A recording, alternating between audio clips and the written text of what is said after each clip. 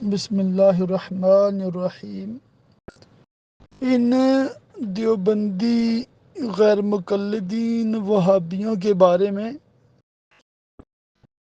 سجدی اعلیٰ حضرت علیہ رحمہ بتاتے ہیں کہ ان کی حالت یہ ہے کہ ذکر روک کے یہ ذکر مصطفیٰ صلی اللہ علیہ وآلہ وسلم کو روکنے والے ہیں، جس کی ایک بہت بڑی دلیل اور ثبوت محفل میلاد مصطفیٰ، جو کہ اصل میں ذکر مصطفیٰ کی محفل ہے، اس کے خلاف ان کی بک بک ہے،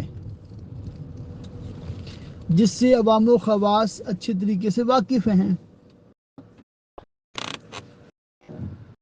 پھر ایک اور بیماری ہے فضل کاٹے، یعنی کہ کوئی بھی بات جس میں پیارے آقا علیہ الصلوۃ والسلام کی کسی قسم کی بھی فضیلت بیان ہوتی ہو، اس کو یہ نہیں بیان کرے گی۔ ایسے منکر اور ڈھیٹ قسم کے ہیں، اور ایسی ان کو جلن ہے کہ پیارے آقا علیہ الصلوۃ والسلام کی شان و عظمت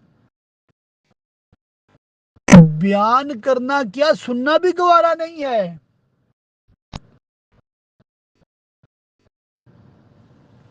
محفل میلاد مصطفیٰ صلی اللہ علیہ وآلہ وسلم، جو کہ ذکر مصطفیٰ کی محفل ہے، اس میں تو آپ کے فضائل بیان کیے جاتے ہیں اور یہ ان کو ہضم نہیں ہوتے، اور بہت بڑی جو ان میں بیماری ہے، کوڑ کی بیماری سے بھی بڑی بیماری ہے، عیب کا جویاں رہے۔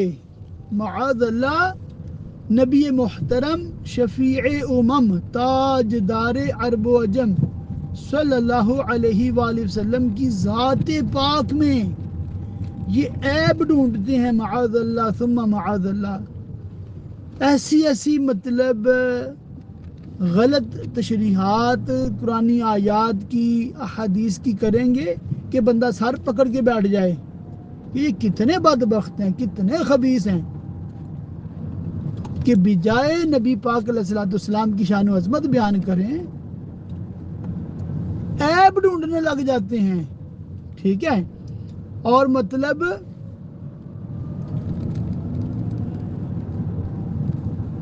خاص ان کو مطلب تکلیف ہے ذکر مصطفیٰ صلی اللہ علیہ وسلم سے، اور اس میں اپنی عوام کو کیا جھانسا دیتے ہیں پتہ ہے آپ کو؟ عوام کو یہ کہتے ہیں کہ ہم عظمت نہیں بیان کرتے، ہم عیب بیان کرتے ہیں۔ بھئی کیوں؟ کیا بیماری کیا ہے آپ کو؟ کیا تکلیف کیا ہے آپ کو؟ کہتے ہیں کہ ہم اس لیے نہیں بیان کرتے کہ کہیں لوگ نبی کی محبت میں شرک نہ کرنے لگ جائیں، نبی کو اللہ کے برابر نہ کہنے لگ جائیں۔